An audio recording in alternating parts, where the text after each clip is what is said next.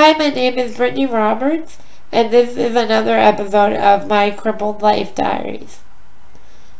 Now, today I'm going to be talking about some of the things that people in wheelchair find rude that able-bodied people do. So that sometimes people that are able-bodied don't realize some of the things they say and do can be misconstrued as being rude.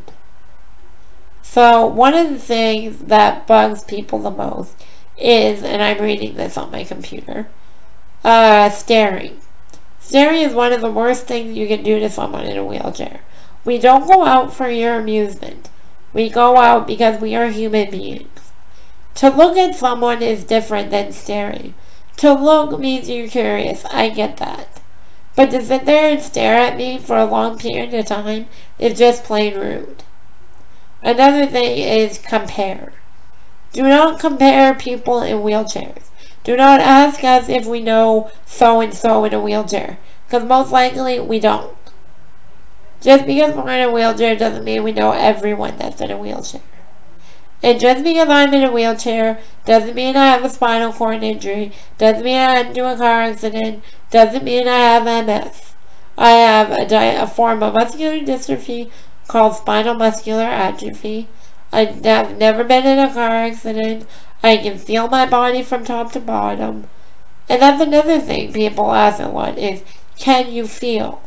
Yes, I can feel.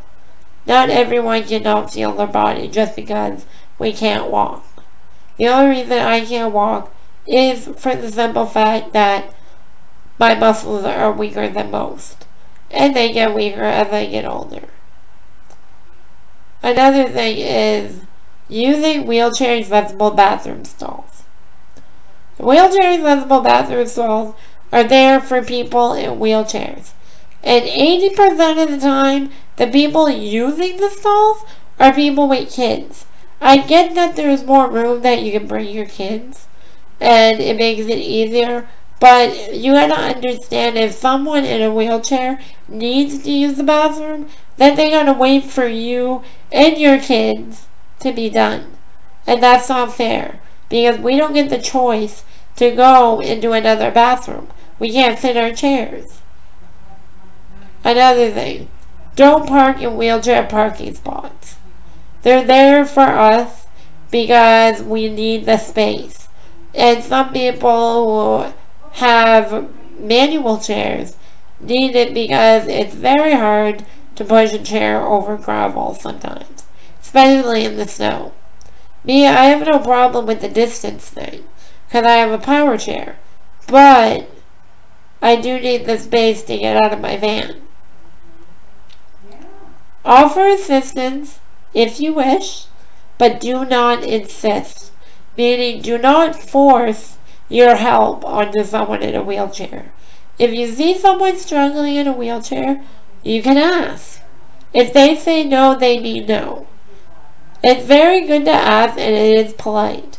But what is not polite is when you force it on someone. Or you go up to someone, don't ask, and just assume they need your help.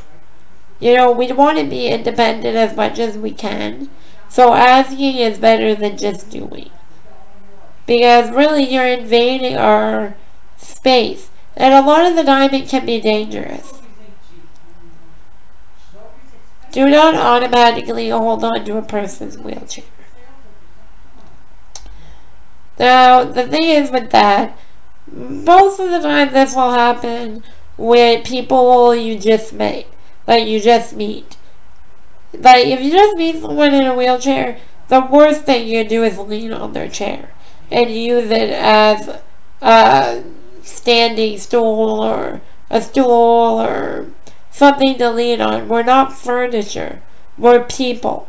Just because we have a chair doesn't mean that you have the right to lean on it.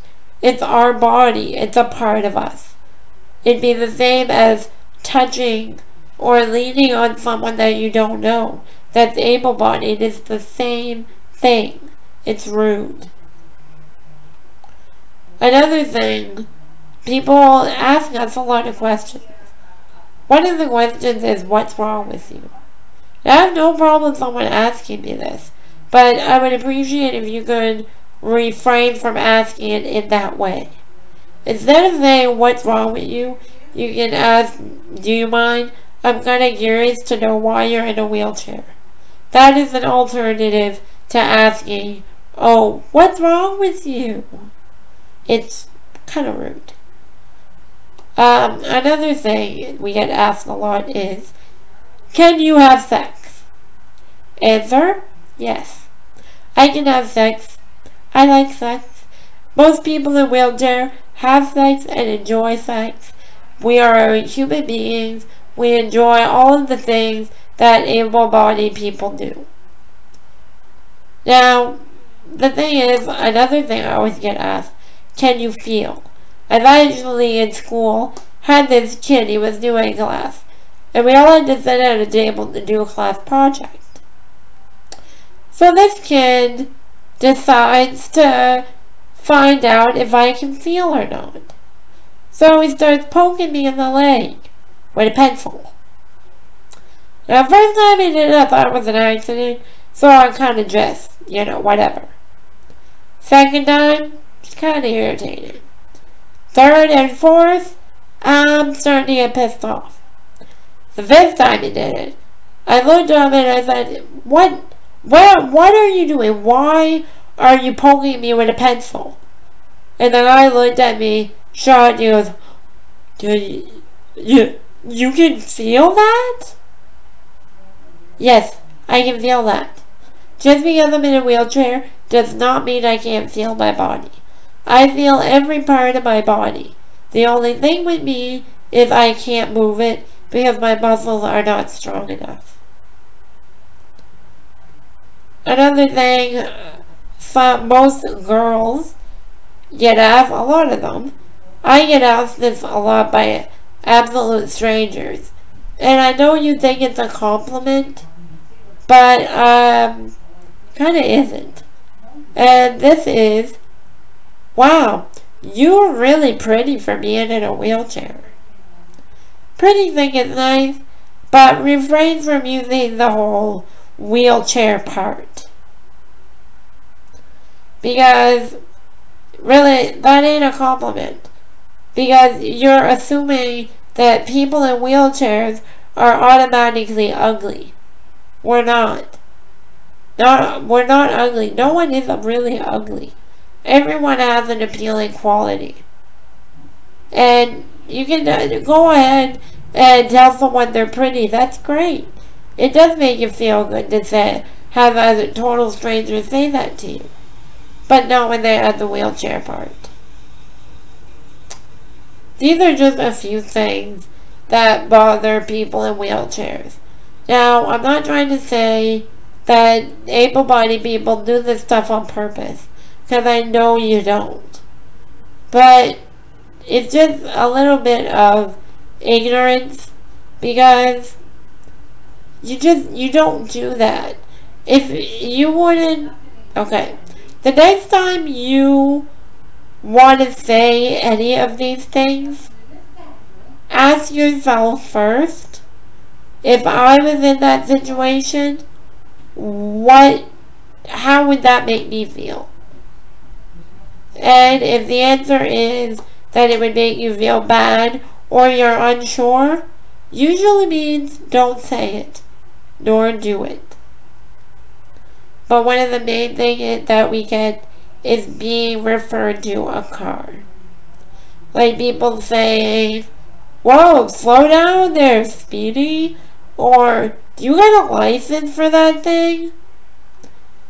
Because this is our body.